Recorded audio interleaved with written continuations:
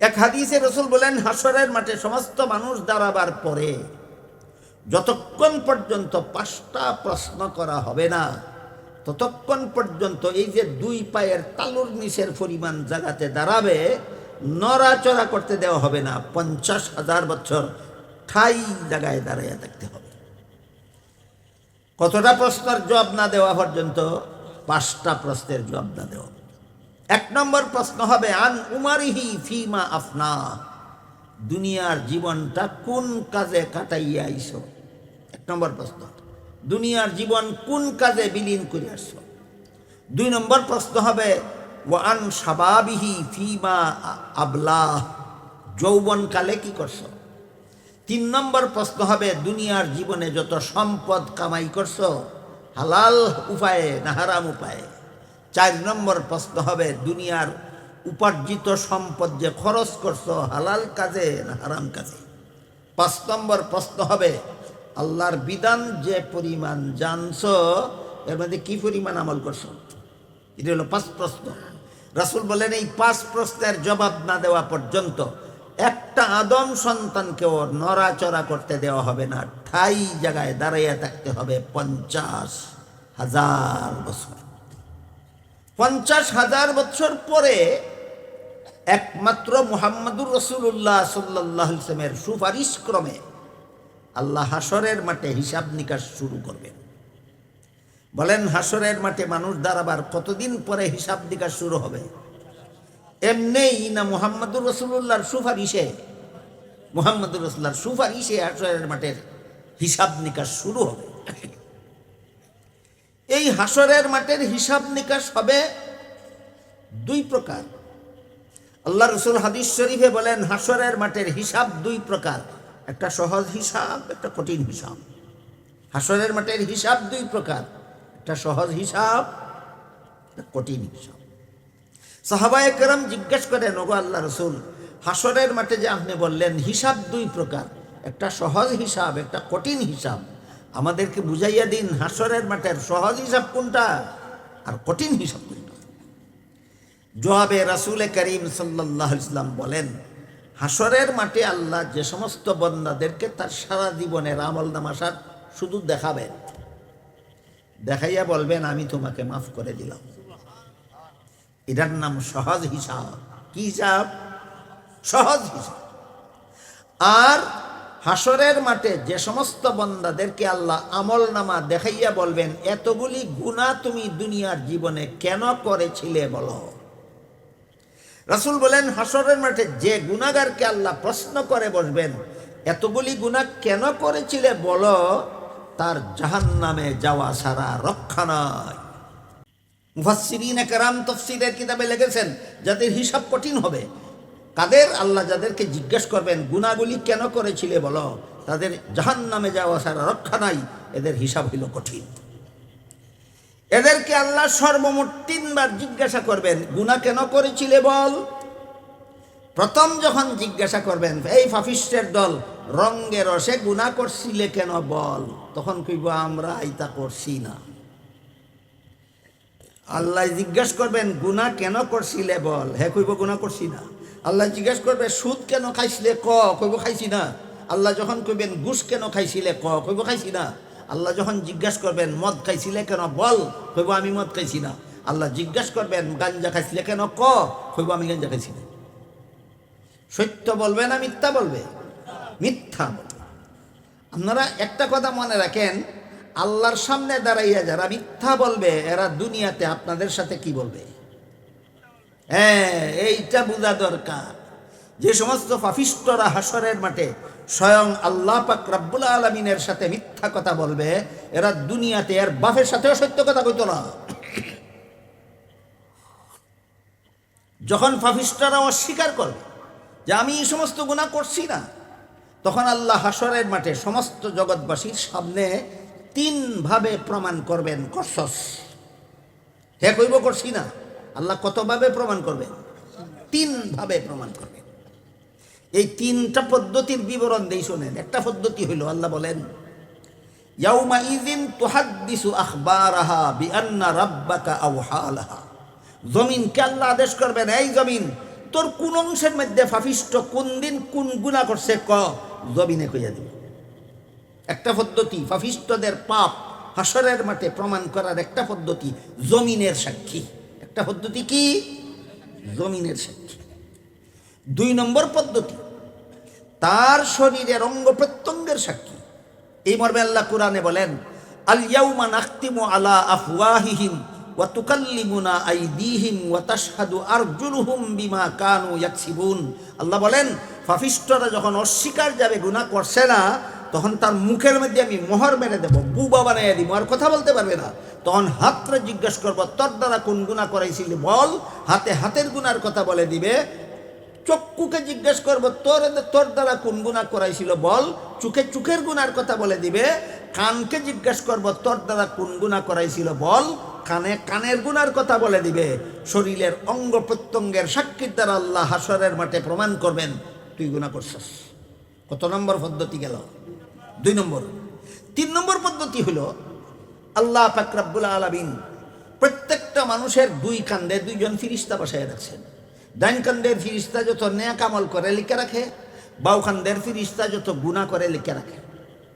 শুনছেন না? আরো কোনো দিন যখন কইব গুনাহ করছি না, তখন বাম কান্দের ফিরিস্তার সারা জীবনের লেখা তালিকা তার সামনে পেশ করা হবে। তালিকাটা নেওয়ার জন্য ডান হাত বাড়াবে, আল্লাহর পক্ষ থেকে ফিরিস্তারা তার ডাইন হাতটারে গাড়ের সাথে বাঁধা দিব, আর ডাইন হাত বাড়াইতে পারবে না। এরপরে বাম হাতটা তার বুক ছিদ্র করিয়া, বুকে দিয়া ঢুকাইয়া, পেট ছিদ্র করিয়া, পিছন দিক দিয়া বাইর করিয়া বাম হাতে দেওয়া হবে বাম কান্দের ফিরিস্তার লেখা সারা জীবনের আমল নামা। এখন বাম হাত ফিট ছিদ্র করিয়া পিছন দিক দিয়া বাইর করিয়া বাম হাতে আমল নামা দিবে। এই আমল নামাটা দেখবে কেমনে? তার গার মস্কাইয়া চেহারাটা পিছন দিকে নিয়া আল্লাহর পক্ষ থেকে বলা হবে, ইকরা কিতাবাকা কাফা বিনাফসিকাল ইয়াউমা আলাইকা হাসিবা। ফইরা দেখ গুনাহ করছিলে কিনা করছিলে। বলেন কত পদ্ধতিতে প্রমাণ করবেন? 3 পদ্ধতিতে প্রমাণ করার পরে আল্লাহ আবার জিজ্ঞাসা করবেন, এবার বল পাপিষ্ঠ এতগুলি গুনার কাজ কেন করেছিলি? এখন আর করছি না কইতে পারবো নি। 3 ভাবে প্রমাণ হইয়া গেছে হাসরের মাঠে সমস্ত জগৎবাসীর সামনে। এখন গাড়ি মুড়ি কইরা আর একটা জবাব বের করব, কইব, আল্লাহ এই যে তুমি প্রমাণ করছো এতগুলি গুনাহ আমি দুনিয়ার জীবনে করছি, আসলে ওইগুলি আমি নিজের ইচ্ছায় করছি না, আমারে অমুকে হমুকে তমুকে করাইছে। আগে কিতা কইছিল? আমি করছি না। যখন প্রমাণ হইছে তখন কিতা কয়? আমি যে করছি এটা আসলে আমি করছি না, আমারে অমুকে করাইছে, অমুকে করাইছে, তমুকে করাইছে। ই অমুক হমুক তমুকের বিবরণ অনেক লম্বা, সারা রাইতেও শেষ করা যাবে না। এর মধ্যে একটা বিবরণ হইল, এক পর্যায়ে কইব শয়তান নাই আমার এই সব গুনাহ করাইছে। তো আমি যে করছি না এটা ঠিক আছে। দেখেন চাফাবাজ কারে কয়? আল্লাহর সাথে চাফাবাজি। কয় আমি যে কইছি আমি করছি না, আমার কথা ঠিক আছে, এই যে গুনাহ তুমি প্রমাণ করছো এটা আমার শয়তানে করাইছে, আমি করছি না। বান্দর কারে কয়? সিদ্ধা করে দেখেন, যে সমস্ত মানবরূপী বান্দরেরা হাসরের মাঠে দাঁড়াই আল্লাহর সামনে এই ধরনের চাপাবাজি করবে, এই সমস্ত বান্দররা দুনিয়াতে আপনাদের সাথে কি করবে মনে করেন? অমুক তমুক হমুকের মধ্যে একটা হইল শয়তান। কইব আল্লাহ শয়তানে আমার এইসব গুনাহ করাইছে, আমি করছি না, এরে ধরো। তখন আল্লাহ শয়তানদের সামনেই জিজ্ঞাসা করবেন, এই শয়তান তুই আমার বান্দারে গুনাহ করাইছিলে কেন? শয়তানে কইব, আল্লাহ আমি তোমার বান্দারে গুনাহ করাইছি কিনা করাইছি না আমি একটু পরে কই, দয়া কইরা তোমার পাপিষ্ঠ বান্দাটারে জিগাও, দুনিয়াতে আমারে দেখছিল নি কোনোদিন? আল্লাহ জিজ্ঞাসা করবেন, শয়তানে যে তোরে গুনাহ করাইলো কইলে শয়তান রে দেখছিলে নি কোনোদিন? কইব না আমি এরে দেখছি না। এখন শয়তান আল্লাহ রে কইব, এই পাপিষ্ঠটারে জিগাও, আমারে কোনোদিন দেখলোই না, তা আমি এর গুনাহটা কেমনে করাইলাম? তো আল্লাহ জিজ্ঞাসা করবেন, তুই নিজে কইছস তুই শয়তান দেখছস না, তে শয়তান তো তোর কাছে আইসিই না, তে হ্যাঁ কেমনে তোরে গুনাহ করাইলো? তখন কইব আল্লাহ এ দেখা দিছে না, আমার সামনে আইছে না, দূরের থেকে কুমন্ত্রণা আমার মনের মধ্যে ঢেলে দিছে। এইটাই আসল কথা। শয়তানের দূরের থেকে মানুষের মনের মধ্যে কুমন্ত্রণা ঢেলে দেয়। আমার অন্তরেও ঢালে, আপনাদের অন্তরেও ঢালে। আমার অন্তরে যখন ঢালে আমি টের পাই, আপনাদের অন্তরে যখন ঢালে আপনারা টের পাবেন। আমি শুধু আলামতটা বলে দিই। ফজরের আজানের আওয়াজে ঘুম ভাঙল, কিন্তু মনের মধ্যে তখন জাগে আর একটু ঘুমাইয়াও নামাজ পড়া যাইব, জাগেনি? এইটাই শয়তানের দূর থেকে মনের মধ্যে ডাইলা দেয়। এই সময় যদি আবার ঘুমায় তে শয়তানে তার খেদমত করে যাতে সূর্য ওঠার আগে আর ঘুম না ভাঙে। তাহলে শয়তান দেখা দিয়া তার নমাজ কাজা করাইছে না, মনের মধ্যে কুমন্ত্রণা ডাইলা দিয়া, কুমন্ত্রণা ডাইলা। এই ভবিষ্যৎ আল্লাহ আমারে দেখা দিছে না, দূরের থেকে আমার মনের মধ্যে কুমন্ত্রণা ডাইলা দিছে, এই কারণে আমি গুনাহ করছি। তখন শয়তানে কইব, ও আল্লাহ, তোমার এই পাপিষ্ঠটায় আজকে হাসরের মাঠে দাঁড়াইয়া কয় আমি তার মনের মধ্যে কুমন্ত্রণা দিছি। তুমি আমারে যেদিন এর বাপ দাদা 14 গোষ্ঠীর বাপ আদমের সাথে যখন দুনিয়াতে ফাটাইছ, সেই দিন আমি নিজে তোমার কাছে কইয়া গেছি একটা মানুষরে ও কুমন্ত্রণা না দিয়া ছাড়বো না। এ আজকে কি দেখো, একটু আগেই কইছি কুমন্ত্রণা দিব না। হে আমার কুমন্ত্রণা লইল কেন ওইটা জিজ্ঞাসা করো। আমি যে দিব এটা তো আগেই কইছি আমি দিব, আমি কেন কুমন্ত্রণা দিলাম এটার লাগে আমার শাস্তি আমি বুক করবো, কিন্তু আমার কুমন্ত্রণা সে গ্রহণ করলো কেন এটা জিজ্ঞাসা করো। বলেন যে সাফাবাজি করলো শয়তানের উপর নিজের গুনার দায়িত্ব চাপাইবার জন্য পারবে হাসরের মাঠে? পারবে না হাসরের মাঠে চাপাইতে। এই গেল অমুকে করাইছে তমুকে করাইছে এক বিবরণ। আরেক বিবরণ হলো আল্লাহ পাক রব্বুল আলামিন বলেন, রব্বানা আতানা সাদাতানা ওয়া কুবারানা ফাআদাল্লুনাস সাবিলা রব্বানা আতিহিম যিফাইনি মিনাল আযাবি ওয়াল আনহুম লানান কাবীরা। হে আল্লাহ, আমি যে দল করতাম, দলের নেতা আর নেত্রী এই সমস্ত হারাম কাজের আদেশ করছে, এরার আদেশ মানতে গিয়ে আমি গুনাহ করছি। যার লাগে আমি দায়ী না, যে নেতায় নেত্রী হারাম কাজ করার কথা কইছে ইতারে দিলে জাহান্নামে দাও, আমার ছেড়ে দাও। অমুক তমুক হমুকের 2 নম্বর ব্যাখ্যা। অথচ হাদিস শরীফে আল্লাহ রাসূল বলেন, লা তাআতা লি মাখলুকিন ফি মাসিয়াতিল খালিক। যার হুকুম মানলে আল্লাহর হুকুম লঙ্ঘন হয়, সে নেতা হোক আর নেত্রী হোক, তার হুকুম মানা হারাম। যার হুকুম মানলে আল্লাহর হুকুম লঙ্ঘন হয়, তার হুকুম মানা হারাম। তোর নেতা আর নেত্রী সুদ ঘুষের হুকুম কেন দিল? এই জন্য তোর নেতা নেত্রী জাহান্নামে যাইব, তুই মানলে কেন? এই জন্য তুইও জাহান্নামে যা। কাজে নেতা নেত্রীর উপর দুশ্চাপাইয়া ও হাসরের মাঠে রক্ষা পাবে না।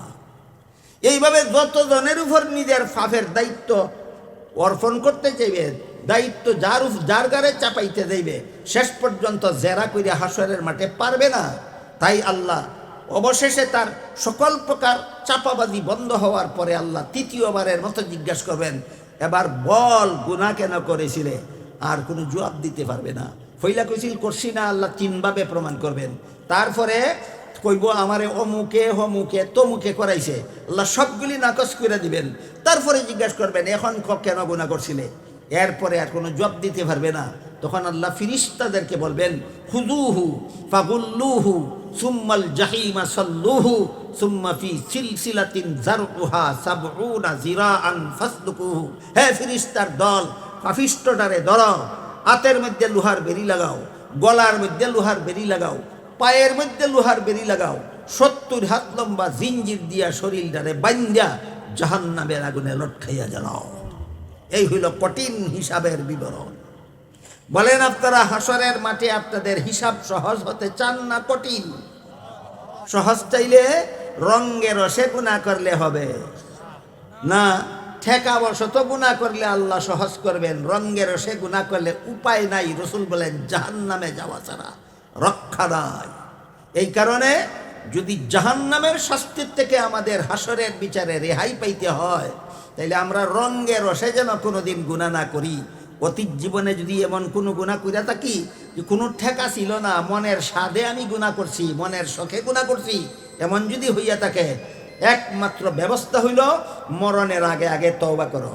আল্লাহর কাছে অনুনয় বিনয় করে কান্দাকাটি করি, আল্লাহর সাথে অনুতপ্ত হই, আল্লাহর সাথে ওয়াদায় আবদ্ধ হও।